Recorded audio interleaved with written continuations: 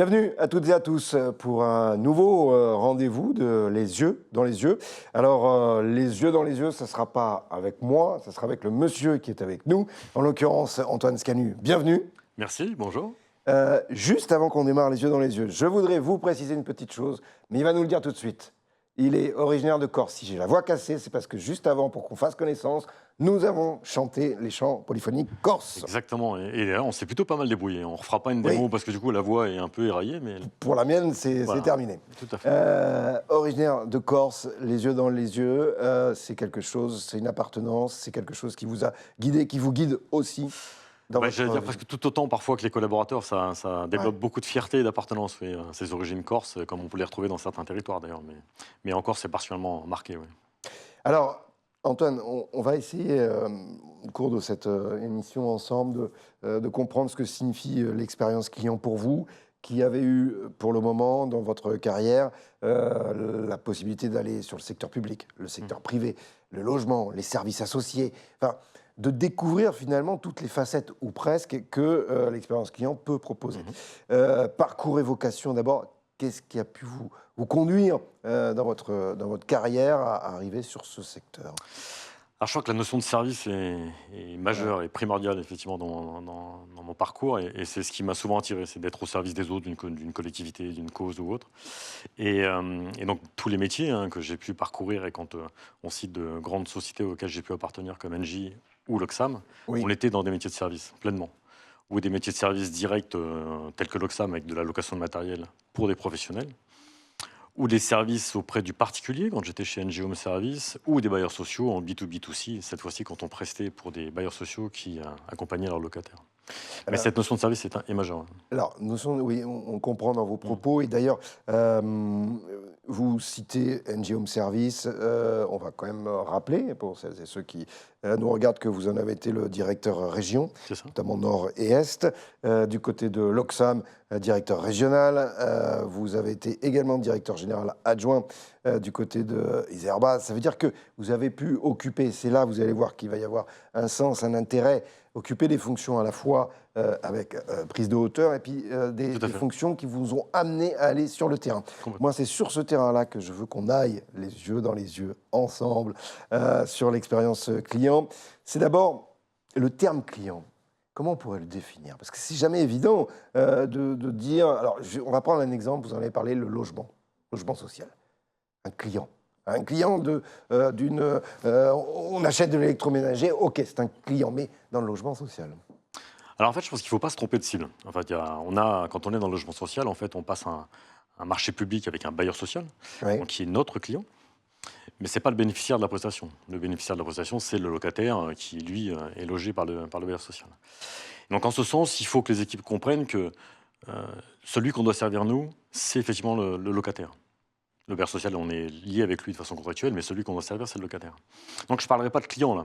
Je parlerai ayant droit, ce n'est pas tout à fait le mot non plus, mais enfin de personnes qui, au travers du bailleur social, ont le droit effectivement à une prestation de qualité, comme tout autre prestataire. Et surtout quand on est dans les métiers du chauffage ou du sanitaire. Alors, il y a aussi une notion de manager les techniciens quand on va chez le client. J'aimerais, avec vous, qu'on puisse avoir un peu... Alors c'est vrai que lorsqu'on manage des techniciens autonomes, par définition, donc Oui. ils partent de l'agence, ils vont effectivement à la rencontre des locataires, pour prester ou sur des prestations de maintenance ou des prestations de dépannage, donc encore une fois dans le chauffage ou l'eau chaude en particulier. Ce qui est majeur dans ces cas-là, c'est que l'entreprise puisse donner tout le sens, encore une fois, de la notion de service à ses collaborateurs, pour que les collaborateurs puissent l'incarner. Ils y croient, et donc quand ils sont chez le locataire, ou quand ils sont chez un client, ils représentent l'entreprise, c'est bien l'image de l'entreprise qui est présente au travers eux, et qu'ils puissent faire un travail de qualité. Comment nous on fait aussi, c'est qu'on les accompagne au quotidien. Donc même moi, je suis allé souvent effectivement avec des techniciens rencontrer des locataires, des clients particuliers, forcément des clients en B2B bailleurs, mais ça permet de voir encore une fois les attentes de nos clients ou locataires, et les axes d'amélioration des techniciens.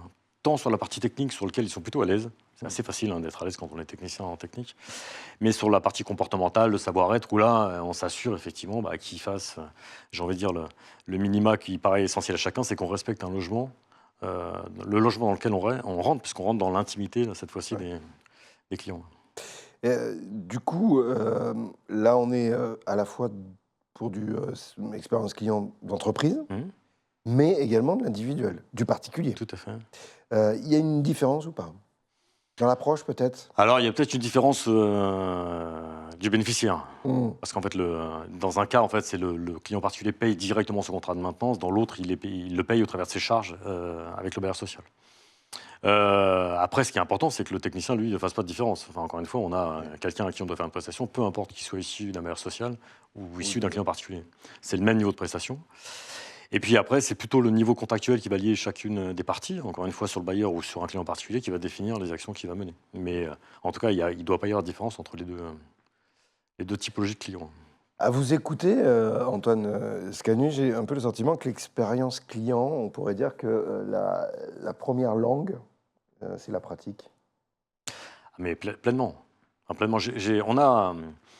Il existe aujourd'hui des formations, de l'accompagnement, enfin du coaching, plein de choses pour essayer de faire grandir un peu nos collaborateurs, et nous-mêmes d'ailleurs, parce qu'on parle des collaborateurs, mais ça passe par les comités de direction, sur l'approche de la relation client. J'ai eu la chance, moi, d'avoir un patron chez NG Home Service qui a implanté de façon plutôt forte, accompagné avec le sens et tout, la relation client chez NG Home Service, qui a beaucoup fait progresser l'entreprise sur ces sujets. Mais c'est pas inné, quoi. Enfin, et donc je pense effectivement qu'il y a un peu de technique, il y a un peu de bon sens, il y a un peu de savoir-être, un peu de tout ça qui fait que lorsqu'on est en particulier sur le domaine du métier de service et qu'on est porté par un peu d'empathie dans ce qu'on fait, ça marche, quoi. Enfin, et là, on voit que les techniciens savent faire, même en pleine autonomie. Du coup, toi, ton type de management, ça serait quoi? Tu manageais tes équipes comment? Alors moi, je suis pas, enfin, plus je vieillis, malheureusement, mais plus je suis dans la transmission et l'accompagnement. Oui, J'ai plus intérêt aujourd'hui oui. à donner, encore une fois, mais je reste convaincu, et surtout quand on est sur une typologie de collaborateurs qui sont autonomes comme des techniciens, il faut donner le sens. Si on ne donne pas le sens, on a des gens qui vont être des machines, qui vont passer sur site, qui vont faire une opération sans dire bonjour, sans expliquer ce qu'ils ont fait aux clients. Enfin, donc il faut vraiment qu'ils donnent du sens pour qu'ils comprennent qu'on est une société de service. Au même titre que si vous avez une chaudière en panne, vous partez pas à 17h parce que c'est la fin de la journée, quoi. Vous devez dépanner la chaudière. Et après, vous partez. Même s'il est 18, 19 heures, ça fait partie, encore une fois, du métier. Ça me fait penser à une question. Comment on fait justement dans ce domaine d'expérience client lorsque il y a une sous-traitance qui apparaît? Comment on la gère, cette partie-là? Parce que si c'est de l'interne, comme vous l'avez dit, très bien. On va dire aux collaborateurs, écoute, là, tu pars pas, on termine ce dossier. Bon. Si on est maintenant aussi sous la sous-traitance, comment on gère? Alors, là, il y a trois expériences qui sont, enfin, deux expériences d'entreprise et trois exemples qui peuvent être débattus. Le premier, c'est quand on a un partenaire, effectivement. Donc, si je prends encore une fois le monde du chauffage, et par exemple sur le remplacement d'un appareil, donc on fait appel effectivement à des poseurs, donc des entreprises de chauffagistes indépendants qui posent pour nous, enfin qui posent pour l'entreprise. Dans ces cas, déjà, il y a un contrat avec eux, on leur réexplique encore une fois les règles, les valeurs de l'entreprise auxquelles ils doivent adhérer de façon contractuelle. Ça peut paraître peu de choses, mais c'est important qu'ils l'intègrent bien. Et ensuite, il y a des contrôles. C'est-à-dire systématiquement, on fait des audits, on va voir effectivement après l'installation si ça s'est bien passé, on appelle le client, on fait des enquêtes. Et mieux que ça, lorsqu'on est dans la pause de chauffage, la mise en service est toujours faite par une ressource interne. Donc il y a un technicien d'Engie Home Service qui passe toujours d'ailleurs, qui passe après l'installation, s'assurer que la chaudière a été correctement posée, il la règle, il la met en service, il explique au client, et c'est lui qui assurera par la suite la maintenance. Donc il a aussi intérêt que le technicien à ce que la pose se fasse correctement. Donc ces partenariats sont encore une fois gagnant-gagnant, et c'est comme ça qu'on s'assure qu'ils soient de qualité. Quand on est dans des métiers comme l'Oxam, la première sous-traitance qu'on peut avoir, c'est le transport. Oui, voilà, parce qu'on prend une machine d'une agence et on doit l'emmener sur un chantier à l'autre bout de la région. Donc là aussi, on a des partenariats très forts avec les transporteurs. Pas tant sur la qualité, parce que c'est assez facile, j'ai envie de dire, une fois qu'on a l'expérience, de monter un chariot sur un plateau et de le redescendre. Mais surtout sur les éléments de sécurité. Donc le premier enjeu, encore une fois, d'un loueur quand on est sur le transport, c'est qu'on s'assure qu'on travaille en sécurité pour le transporteur, pour nos clients. Et cette sécurité crée aussi la relation client forte, puisque dans ces métiers-là, aujourd'hui, dans le bâtiment ou dans les TP, c'est des éléments très importants dans la sécurité. Donc ça crée ce lien aussi. Ça crée ce lien. On est dans un monde qui évolue tous les jours. Mmh. Tous les jours. Est-ce que, quels ont été pour vous les défis les plus complexes? Digitalisation, l'attente croissante des usagers, les contraintes budgétaires. Qu'est-ce qui fait, peut-être plusieurs, hein, Mmh. mais comme on est dans un monde qui bouge tout le temps, et c'est pour ça que je parle de digitalisation avec l'IA, l'obligation, le centre Mmh. de coût finalement, hein, qu'est-ce qui a été ou qu'est-ce qui est le plus à gérer? Alors déjà, je vis pas la contrainte budgétaire comme une vraie contrainte à part entière, hein, parce que c'est j'allais dire, dans ces périodes budgétaires un peu restreintes, qu'on est le plus innovant souvent. Petit peu. Voilà, on va chercher C'est vrai, à c'est toujours être vrai. plus efficace, plus innovant, et c'est là souvent que sortent les meilleures idées pour la suite. Donc, je dis pas qu'il faut tout le temps vivre dans ces périodes un peu Oui. compliquées, mais en tout cas, ça peut permettre de sortir ça. Ensuite, la partie digitale, elle a amené beaucoup, et elle était légitime et indispensable, puisqu'aujourd'hui, on voit bien que tous les clients, quel que soit le domaine d'activité, ont besoin d'avoir du temps réel en termes d'information, hein. Donc c'est pareil quand vous appelez votre dépanneur de chauffagiste, si vous avez Mhm. besoin de savoir quand est-ce qu'il sera là pour dépanner votre chaudière, si vous pouvez du coup organiser votre journée. Quand vous êtes, encore une fois, un client de l'Oxam, par exemple, bah, vous attendez de savoir quand est-ce que le camion va vous déposer l'engin. Donc tous ces Pas outils-là, faux. digitalisés, font qu'on a donné vraiment, encore une fois, une qualité de relation client meilleure et un service au client supplémentaire. Donc c'était utile et indispensable. On avait peut-être quelques contraintes qui étaient plutôt internes, c'est comment on arrive à faire monter en compétence les collaborateurs sur l'utilisation de ces outils. Nos clients étaient plus à l'aise parfois que l'étaient les collaborateurs en interne. Donc ça, c'est un sujet qui a parfois été un peu plus compliqué à mettre en place. Après, sincèrement, dans la relation client, tout ce qui a été mis en place, je vois pas de De frein contraintes ou ouais, majeures. de contrainte. Comment vous pourriez définir la gestion de l'équilibre, on va dire, entre efficacité opérationnelle d'un côté et la proximité humaine? Vous en avez parlé au début de notre échange, vous avez dit que ça c'était important dans une entreprise. Comment on gère cet équilibre entre cette efficacité opérationnelle, cette obligation de résultat, Mhm. puis cet équilibre humain quand même? Bah, parce que je pense que l'un va pas sans l'autre. Mm. Alors si on parle de l'équilibre humain interne, comment on Oui, traite nos équipes en interne, hein, bien sûr. enfin moi je crois beaucoup à la symétrie des attentions. C'est-à-dire que si on est capable effectivement de mettre nos collaborateurs dans de bonnes conditions, ils vont prendre soin de l'entreprise, ils vont prendre soin de nos clients. Enfin voilà. Donc ça c'est majeur. Et ça se fait encore une fois au travers plein d'actions. Alors, la première c'est une considération. C'est quand je prends par exemple, j'ai pour habitude dans mes rituels aussi d'aller consulter les réclamations des clients, hein, mais on a plus que des réclamations, d'ailleurs, les contacts avec nos clients, parce qu'on a parfois des réclamations et parfois des satisfactions. Donc, alors, pas toujours autant, mais au moins, on en a qui arrivent. Et je prends autant de temps à les communiquer sur les deux. C'est-à-dire quand, effectivement, il y a une réclamation qui est majeure pour moi, on va la traiter. Et jusqu'à mon niveau, je vais suivre, je vais m'assurer qu'elle a été faite correctement. Mais si un collaborateur a fait le job correctement, je vais aussi m'assurer d'aller le féliciter personnellement. Mm. Ou par un mail quand il est équipé, par un appel téléphonique, ou lorsque je passerai dans l'agence, je vais essayer d'aller le voir pour lui dire qu'un de ses clients l'a félicité. Et ça, c'est majeur. C'est là où il doit y avoir cet Le équilibre entre, retour. entre la performance et l'homme. Et c'est bien cette équipe qui fait que, de toute façon, on améliore la performance. Mm. Euh, Vous le disiez tout à l'heure, votre carrière est riche, dense. Aujourd'hui, vous êtes administrateur foncière logement, notamment Mhm. pour Groupe Action Logement. Euh, une carrière riche, dense qui peut nous amener à se poser cette question. Quelles seraient, selon vous, les grandes évolutions qui transforment peut-être déjà l'expérience client? Alors, dans les secteurs sur lesquels vous avez été, mais ou d'autres hein, d'ailleurs, mais votre vision en fait, la prise de hauteur qu'on aurait là. Eh ben, je pense que ça passera forcément par les hommes, avec un grand H, hein, les hommes et les femmes qui Oui, composent bien sûr, l'entreprise. bien sûr. Et que, en fait, on a aujourd'hui, et je pense notamment aux générations un peu plus jeunes, on a aujourd'hui des générations qui arrivent sur le marché de l'emploi, qui sont des consommateurs aguerris, qui sont des consommateurs aussi qui ont l'habitude d'utiliser, encore une fois, on parlait tout à l'heure du digital, ou plein d'outils comme ça qui améliorent l'expérience client ou le parcours client. Donc c'est eux en fait qui vont nous pousser, c'est eux qui vont nous impulser effectivement à ce que cette expérience client devienne le centre, vraiment le centre de l'entreprise. Et je pense que j'ai même du mal à imaginer la révolution qui peut arriver. C'est qu'en fait, je pense, et de façon positive, hein, bien sûr, hein, mais j'imagine qu'il va y avoir encore une fois plein d'idées nouvelles auxquelles on n'avait même pas pensé. L'IA probablement sera un outil qui va aussi contribuer à ça. Mais je crois beaucoup dans les nouvelles générations. C'est eux, en fait, qui vont faire changer la relation client. Et, euh, et vraiment la rencontre entre le prestataire et les attendus du client. C'est je dirais presque la formation de la relation client. Ça pourrait être aussi c'est des choses, c'est Mhm. former la relation client. Ouais, ouais, autant. Ça pourrait être aussi un élément qui pourrait venir. Euh, vous vous avez beaucoup parlé depuis tout à l'heure, bien sûr, du collaborateur, du salarié que l'on forme. Est-ce que le client, on peut le former aussi? Alors le former, je ne sais pas. En tout cas, il faut, comme tout à chacun, il faut lui expliquer le cadre. Alors encore une fois, lorsqu'on est dans des... Il y a deux façons d'avoir... Dans mon expérience, j'ai eu deux approches un peu différentes et qui d'ailleurs étaient, à mon avis, toutes les deux bonnes. Si je prends le cas de l'Oxam, Ouais. l'Oxam, on ne forme pas le client. C'est-à-dire que quand un client appelle, donc on peut imaginer un artisan ou un Je rappelle que prestataire, vous en avez été le directeur régional de Paris-Île-de-France. tout à fait. Quand un client appelle une agence ou qui se déplace en agence, il vient pour chercher donc, un appareil de location qui peut être un gros engin ou qui peut être un petit outillage.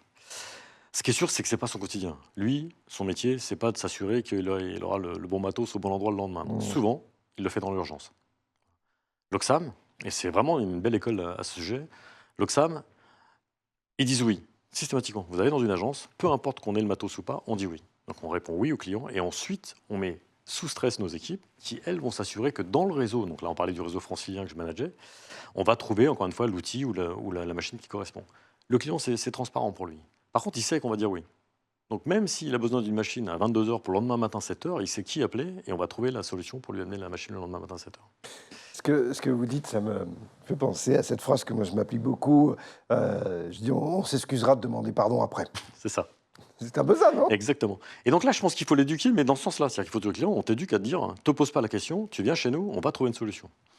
Quand on est effectivement dans les métiers de maintenance et de dépannage, c'est un peu plus différent, parce que là, la résolution du problème est parfois liée à la disponibilité d'une pièce. Oui. Donc il faut être beaucoup dans la pédagogie. Il faut pouvoir expliquer au client que j'ai pas la bonne pièce. Donc il va falloir attendre peut-être un jour, 2 jours, si je l'ai pas en stock et que je puisse m'en approvisionner. Mais on va travailler avec lui aussi pour trouver des solutions de remplacement. Donc, quand c'est du chauffage, on va mettre des radiateurs électriques. On peut parfois mettre un ballon d'eau chaude électrique raccordé sur son installation pour qu'il puisse effectivement attendre. Mais voilà, là, c'est parfois un peu plus compliqué parce qu'on a parfois des situations un peu tendues. L'hiver en particulier, vous imaginez. Oui, le but du jeu, c'est que le chauffe-eau, il tombe en panne plutôt en janvier Eh oui, qu'en plein mois de juillet. c'est ça. C'est un peu, normalement, c'est un peu dans... Bon, c'est l'ordre. C'est ça. C'est plutôt comme ça que ça arrive, quoi. Bon. Mais je retiens quand même cette phrase, et vous aussi qui nous regardez, toujours trouver une solution. Quelle qu'elle soit, même si elle est... parfois, elle peut être juste, j'allais dire, intérimaire, c'est-à-dire pour un temps donné, mais trouver une solution. Exactement. Voilà. La meilleure expérience que vous gardez, À titre personnel type personnel, dans votre domaine professionnel. Alors, j'ai Une ou plusieurs. Hein. oui, j'en ai, mais j'en ai une qui est Oula. assez. J'avais l'habitude, quand j'étais chez NG Home Service aussi, pour encourager les équipes. Encore une fois, quand on est dans le monde du maintenance ou du dépannage, on a parfois des expériences un peu difficiles parce qu'on arrive dans des situations un peu compliquées, donc il y a une certaine pression sur les collaborateurs. Hein. Et donc, on s'était dit, comment on fait pour valoriser aussi les belles histoires. Donc, on avait créé ça, on avait créé les belles histoires de l'entreprise. Et donc, les techniciens remontaient à une situation de dépannage sur laquelle ils sont arrivés dans une situation catastrophique, ils sont ressortis vainqueurs, parce qu'il y a vraiment cette notion-là. Hein. Un technicien, c'est presque le super-héros qui vient enfin nous remettre le chauffage, quoi. C'est le côté appartenance aussi du maillot, si on fait un Alors ça, c'est parallèle important, avec le sport. exactement. Ouais. Ah oui, clairement. Là, il faut de l'appartenance pour que les collaborateurs soient motivés, encore une fois, pour donner d'eux-mêmes Oui. et le maximum pour résoudre le problème. Ouais. Il y a eu un technicien qui nous avait raconté une histoire qui était très belle, parce que donc un 24 décembre, on est appelé pour un dépannage. Il y a aussi des chaudières qui tombent en panne le 24 décembre. Dans Sinon, une c'est pas famille, drôle. dans une famille un peu précaire, qui avait invité une partie de sa famille et pour qui la soirée était, c'était la soirée de Noël, quoi. Et technicien est arrivé sur le tard parce qu'il avait fini sa tournée, donc il a accepté effectivement de retourner chez ce client pour dépanner la chaudière. Il a un peu galéré, comme on dit, mais il a réussi. Il a réussi à dépanner la chaudière, et donc ils ont eu du chauffage et tout. Et en fait, il a fini la soirée avec eux. En fait, Il a été invité au dîner de Noël et il a fini la soirée avec eux, quoi. Quand il nous a raconté cette belle histoire, ça montre à quel point, pour moi, on a touché l'expérience client, quoi. Quand on a un client qui est tellement ravi de son expérience, qui dit au technicien, bah, viens t'asseoir à table avec nous et puis profite avec nous parce que c'est un peu grâce à toi qu'on peut maintenir cette soirée. Voilà, ça c'était plutôt une belle histoire. J'aime beaucoup cette histoire, je pense que vous aussi, parce que d'abord, elle montre qu'il reste de l'humain dans ce monde d'intelligence artificielle. J'avais encore une question, mais à mon avis, vous venez d'y répondre. C'était finalement le plus bel exemple que vous gardez. Mais... Celui-là, c'est un bel exemple, c'est un bel exemple. Après, à titre personnel, moi, je suis assez fan En fait, quand je suis rentré chez NG Home Service, j'ai eu affaire à titre personnel aussi à une gazinière qui est tombée en panne, que j'avais acheté chez Boulanger, pour ne pas les citer. Et donc, j'ai appelé le service après-vente de Boulangerie.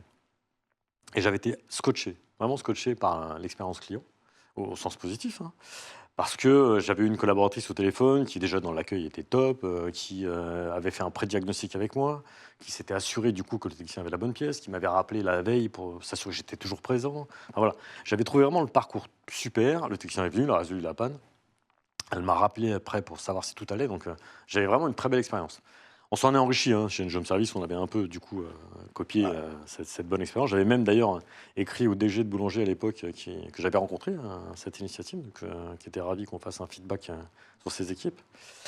Et donc, j'avais été vraiment bluffé là-dessus, à tel point qu'on avait, nous, imaginé quelque chose d'à peu près similaire. Et notamment, allez, on va dire que dans 30% des cas, lorsque vous avez une panne chaudière, c'est un manque d'eau. C'est-à-dire qu'il y a un manque d'eau dans le circuit de chauffage. Et donc, la chaudière se met en sécurité. Donc le technicien vient, et sa première opération, il va remettre de l'eau dans la chaudière, il remet en service, et il s'en va. Ça dure 5 minutes. Par contre, le client a peut-être attendu 2 jours ou 3 jours pour se faire dépanner, parce qu'on est en plein hiver, encore une fois, et qu'il y a une cascade de demandes. Donc là, on s'est dit, il faut qu'on travaille avec le client pour que ça devienne, encore une fois, notre allié, et donc on lui fasse faire l'opération. Donc on a formé nos équipes pour que les équipes puissent identifier la première panne et faire les premières opérations au client. Et comme ça, on en a redémarré. Ça veut dire que là, par exemple, c'est ce qu'on appelle par l'intermédiaire du call center, c'est-à-dire... Exactement. Ouais, ok, tout à fait. ok. Donc c'est le call center qui disait au client, bah, est-ce que vous avez vérifié l'eau? Non, on va le faire ensemble. Allez à votre chaudière. Ils ont effectivement expliqué comment remettre de l'eau. Dans un deuxième temps, on est passé avec des outils, avec de la vidéo. C'était plus simple. Encore une fois, il montrait via son téléphone. Mais l'objectif, quand on est encore une fois technicien de maintenance ou quand on est dans une société de chauffage, c'est que l'intervention doit se faire en une fois. Donc plus le diagnostic préalable est bon, plus vous êtes sûr que vous allez dépanner en une fois, donc vous faites un client satisfait, parce que lui c'est tout ce qu'il attend, que vous ne reveniez pas. Et puis l'entreprise gagne de la marge, parce qu'on parle de relation client depuis tout à l'heure, mais il est évident que ça doit créer de la valeur aussi financière à l'entreprise pour améliorer son résultat. Enfin, pour finir, les yeux dans les yeux, Antoine Scanu, quel message aimeriez-vous transmettre aux professionnels qui, justement, veulent faire évoluer leur relation? Alors, écoutez les clients, ça c'est une évidence, mais pas simplement au travers d'outils automatisés, les NPS et tout, qui sont des choses à mettre en place, hein. Mais allez à leur rencontre, écoutez-les, prenez le temps d'aller rencontrer les clients et écoutez vos collaborateurs. Parce qu'eux, ils les rencontrent, les clients. Prenez le temps d'aller dans des agences, que vous avez dans des agences, passez du temps derrière le comptoir, accompagnez vos techniciens, écoutez. Et moi, j'ai appris beaucoup plus dans ces moments-là que j'ai pu l'apprendre dans d'autres moments, quoi. Donc les rencontres clients sont essentielles. Qu'est-ce qu'on peut vous souhaiter pour ces derniers mois de l'année 2025 et 2026 qui va arriver? Eh bien, écoutez, je tombe pas en panne parce que la chaudière va attaquer l'hiver. Donc, même si j'ai quelques contacts dans ce métier. Oui, et puis, je sais remettre de l'eau dans ma chaudière. Donc, déjà, c'est un vrai J'aurais plus. appris quelque chose. Je pense que vous aussi, d'ailleurs. Vous venez d'apprendre quelque chose. Je ne savais pas. Je vais vérifier tout de suite. C'est ça. Et non, écoutez, moi, je me souhaite autant de bonheur dans mes expériences futures que j'en ai eu dans mes expériences passées. Et ces bonheurs sont vraiment nombreux. Donc, voilà. Si j'ai la même expérience riche, personnel et de bonheur, ça m'ira très bien. Eh bien, en tous les cas, merci beaucoup, Antoine Scanu. Le bonheur, visiblement, vous en avez eu. Vous avez pu nous le partager. Il se lit, il se voit sur votre visage avec ce sourire. Merci de vous être prêté au jeu des yeux dans les yeux. On vous donne rendez-vous pour un prochain autre numéro. D'ici là, bien, vous restez au même endroit. Vous le savez, il y a plein d'autres émissions avec l'expérience client et la capacité et possibilité, bien sûr, de pouvoir échanger ensemble nos expériences. À bientôt.